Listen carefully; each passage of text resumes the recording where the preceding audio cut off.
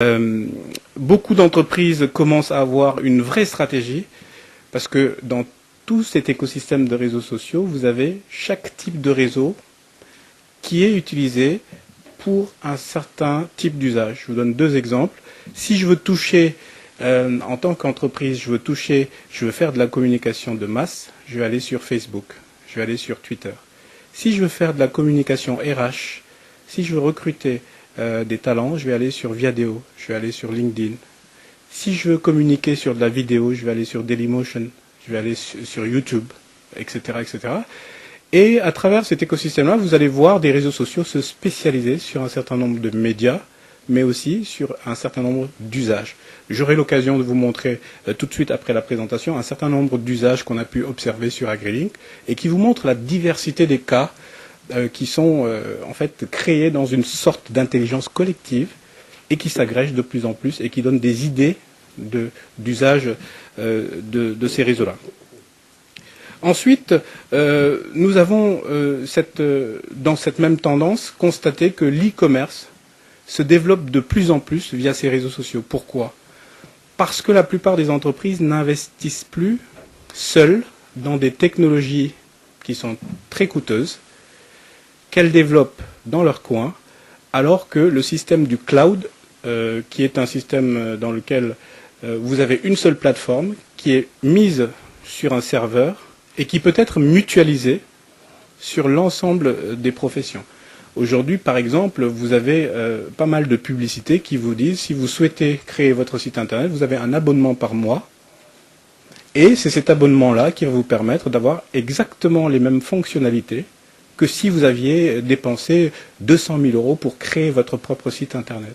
Vous voyez donc ce phénomène de mutualisation des plateformes et des technologies est rendu possible grâce aux réseaux sociaux et ça permet à tout un chacun d'entre nous d'investir sur une partie des coûts de maintenance de la plateforme. Si on est 1 million à mettre 1 euro, on a 1 million d'euros. Vous voyez, c'est aussi simple que ça et cette notion-là est décuplée par la capacité des réseaux sociaux à engranger un maximum de membres et puis à mutualiser le coût sur l'ensemble des membres. Du coup, individuellement, le coût paraît tout de suite dérisoire. Donc, coproduire, baisser des coûts, mutualiser, participer à l'intelligence collective, c'est l'ensemble de ces facteurs-là qui font le succès aujourd'hui des réseaux sociaux. Donc ça, c'était la première tendance. Deuxième tendance, donc le développement du social commerce. Qu'est-ce que le social commerce ? C'est donc l'utilisation, fort de ce qu'on vient de dire, c'est l'utilisation de ces médias sociaux pour créer des interactions. Si on est deux dans une pièce, on a deux relations possibles. Si on est quatre, ça se démultiplie. Et plus on est nombreux, plus le nombre de relations devient conséquent.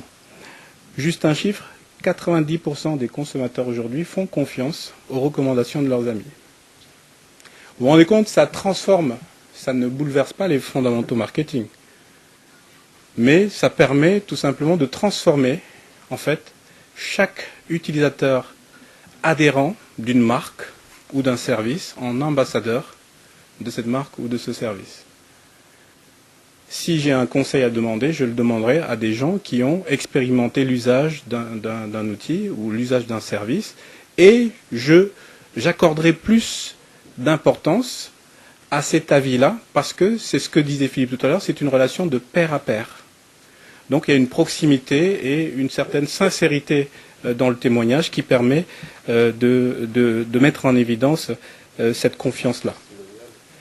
Alors que 15% seulement font confiance à la publicité. Donc vous voyez, la puissance du réseau, c'est ce que disait Yann ce matin, la puissance du réseau devient de plus en plus considérable pour les marques qui s'intéressent à créer des sympathisants autour de leur marque. L'exemple le plus frappant, c'est Apple. Un produit Apple fait sa communication à lui tout seul.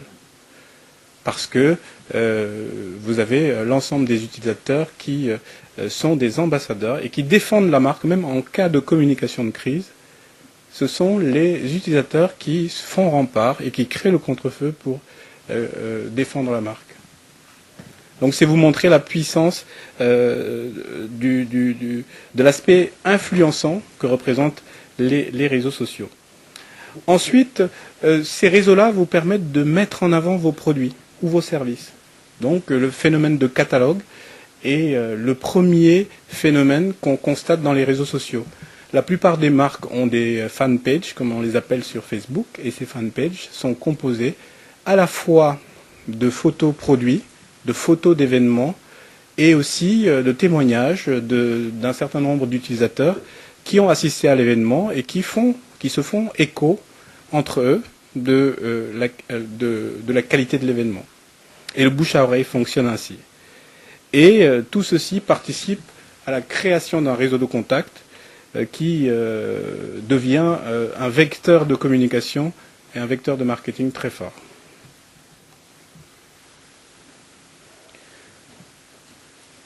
Par où commencer? Quelques conseils pour communiquer et vendre avec les réseaux sociaux. Donc d'abord, c'est le premier conseil qu'on peut donner, c'est franchissez le pas. Créez un compte. Connectez-vous. Ne pas avoir peur de se faire critiquer. La parole est libre, c'est vrai, mais la plupart des entreprises qui hésitaient à franchir le pas des réseaux sociaux s'y ont mis parce qu'elles partaient du postulat simple qu'il vaut mieux être critiqué et pouvoir répondre que d'être critiqué sur les moteurs de recherche et de ne pas en être informé et de ne pas savoir répondre. Donc c'est la technique du judo. Il faut faire de l'aïkido avec une mauvaise communication, avec un bad buzz comme on dit. Vous avez l'exemple de la Redoute qui a défrayé la chronique, qui a eu sur un de ses catalogues la photo nue d'un homme. Alors la Redoute a utilisé cette mauvaise communication parce qu'ils ont mobilisé toute une cellule de communication de crise et immédiatement ils ont mobilisé les internautes à traquer sur leur catalogue en ligne toutes les photos avec des anomalies moyennant un prix et un lot. Et du coup, toute la toile s'est mise à se connecter sur le site de la Redoute pour chercher les photos avec des anomalies, pour justement aider la Redoute à censurer les photos qui ont échappé à leur vigilance. Vous voyez comment on peut transformer une communication tout en étant présent, conscient que ça a un risque d'y être présent, mais il faut y être pour pouvoir réagir. Beaucoup de mauvais messages, et je l'ai expérimenté personnellement sur AgriLink, beaucoup de messages négatifs sont autorégulés par le groupe. Alors j'ai eu pas mal de fois des arbitrages à faire au niveau de certains messages qui sont adressés par des personnes mal intentionnées, et je me dis je modère, je ne modère pas. Alors la solution c'est de dire bon je laisse. Je vais laisser, je vais voir comment ça réagit derrière. Et si besoin, je modère, parce qu'on modère toujours a posteriori. Alors je ne modère pas, et c'est un agrinaute qui prend la parole, qui recadre la situation, et puis la discussion suit son cours. Parce que dans ce type de réseau, les internautes ont conscience que c'est leur réseau, et ils ont intérêt à ce que dans le réseau, que le groupe s'autorégule, s'autogère. Et de plus en plus, vous vous servez aussi de la force de ce sentiment d'appartenance pour gérer et modérer un certain nombre de messages négatifs. Et ça, c'est quelque chose que j'ai pu constater. Est-ce que je peux te poser une question là? Bien sûr. Sur ces expériences que tu as de modération, de pas modération, enfin, parce qu'il est community manager. Oui. Donc il faudra que tu nous redises exactement ce que c'est, mais il faut s'habituer aux mots, quoi.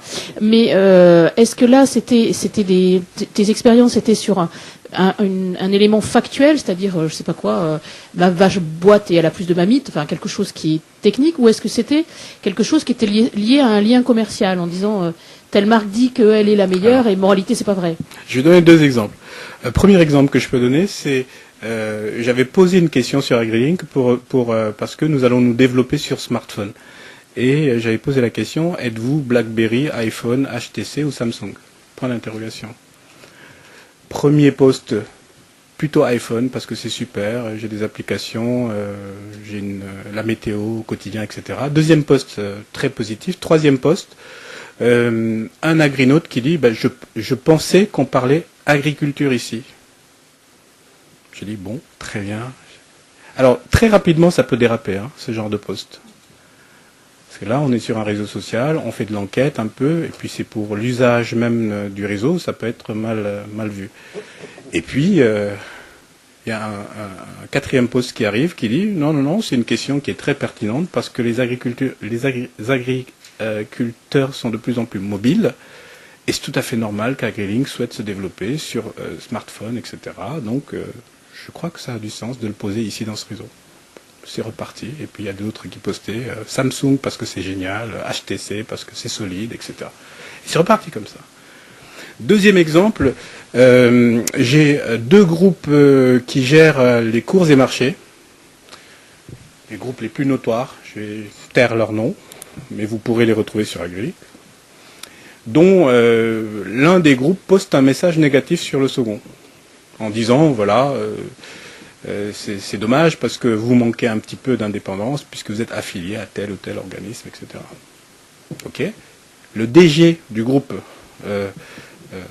concurrent prend la parole, fait un post comme ça, pour expliquer un peu tout ça, le DG.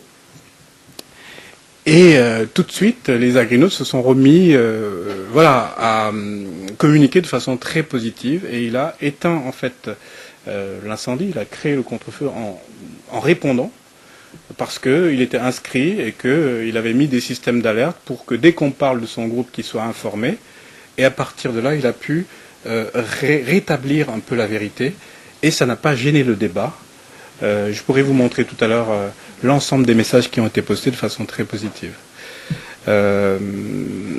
Cette stratégie d'être présent sur les réseaux sociaux doit obéir à une règle de bon sens. C'est en marchant qu'on avance, tout simplement.